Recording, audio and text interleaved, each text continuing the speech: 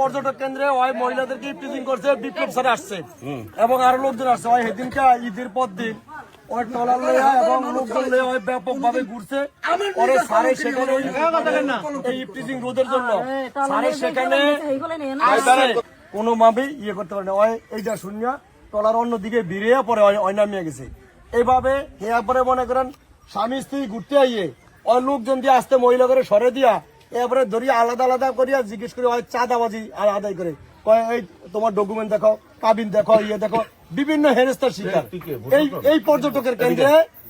এর মধ্যে একটা ঘটনা ঘটছে, 30,000 টাকা নিচে এবং জিনিসপাতি নিয়ে গেছে। এগুলো সব ওর নেতৃত্ব হয়েছে।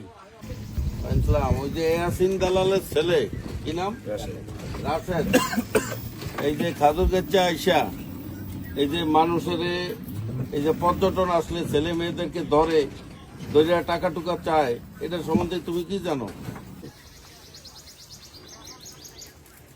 এখন তো আমি আরো পাইলাম হয়, তাইলে ঘটনা সত্য।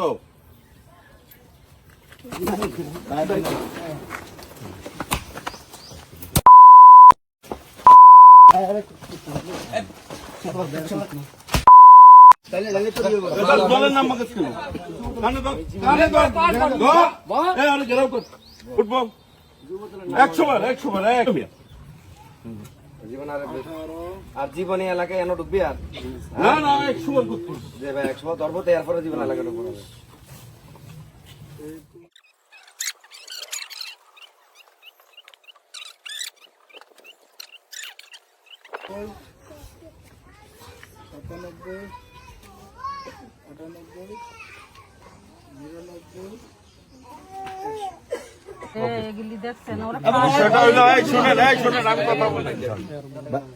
দেশে এই চরফেশনের খাদুর যাচ্ছে আপনাদের এই এলাকায়, এই যে বিভিন্ন এলাকা থেকে পর্যটক আসে, কথা খেয়াল করেন আপনারা।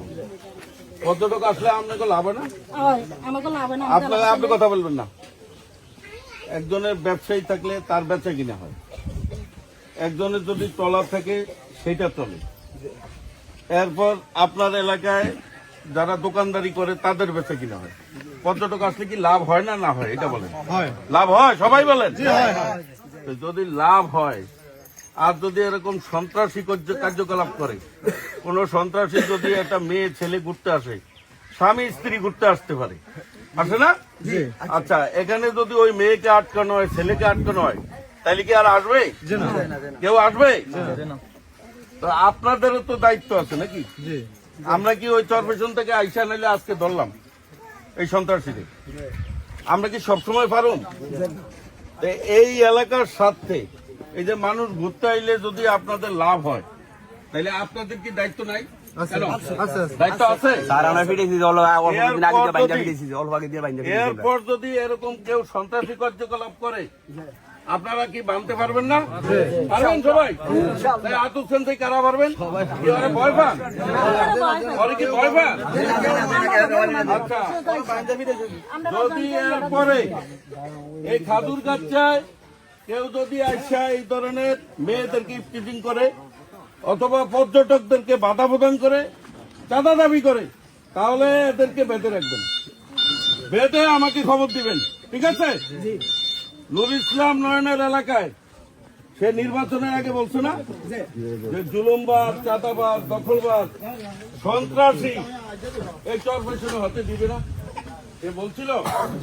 এখন নির্বাচনের পরে তো ভোট শেষ, কিন্তু নুর ইসলাম নয়নের কথা হইল যে এখন ভোট শেষ হয়েছে, এই 5 বছরে আমাদের পাবলিকের কাজ করতে হবে, এই জুলুমবাজ, সন্ত্রাস, চাঁদাবাজ বন্ধ করতে হবে নাকি? আমরা ভোটের আগে বলছি, ভোটের পরে যদি নাই তাহলে কি হইল? আমরা ভোটের আগে যেরকম বলছি, ভোটের পরেও আমরা এই 5 বছর এই চরপেশনের মানুষকে নিরাপদ রাখতে চাই। এই নিরাপদ রাখতে হইলে কি সন্ত্রাস দমন করতে হইব না? তাইলে ওরা আমি লইয়া যাই, পুলিশে দিয়ে দেবো। এই শোনো, হ্যাঁ আমরা লাইব্রেরি নিমু এবারের মতো ছেড়ে দেব। ভাই আমি একটু কথা বলি। আচ্ছা কথা বললো না ভাই। এর কোনো অন্যায় অপরাধ করে তোলার পরে তো ধরুম আর বাবা আরে ভাই কথা বললো না, আপনি দায়িত্ব নিবেন। আচ্ছা আপনি নিবেন। এই যাই দাঁড়ান। আরে ভাই দাঁড়ান না, আপনার মুখ আমি বলছি। আচ্ছা কে কে দায়িত্ব? না না আপনারা দায়িত্ব নিচ্ছেন? আমরা দায়িত্ব নিচ্ছি। এই রহনা জি, ওই যে ওদের থেকে টাকা নিছে, এই টাকা দিব কে? আচ্ছা টাকা নিছে, এই টাকা দিব কে? আপনার তো কোনো দোষ নাই। আরে ভাই কিছু হয় তাইলে কিন্তু আপনারা দলের হিসাবে দায়িত্ব থাকবে। তাইলে কিন্তু আপনাকে বিরুদ্ধে আমরা সাংগঠনিক ব্যবস্থা নেব। এই দায়িত্ব আপনি নিছেন ইনশাআল্লাহ। ঠিক আছে, যান। আপনার সম্মানার্থে আমি ছেড়ে দিলাম।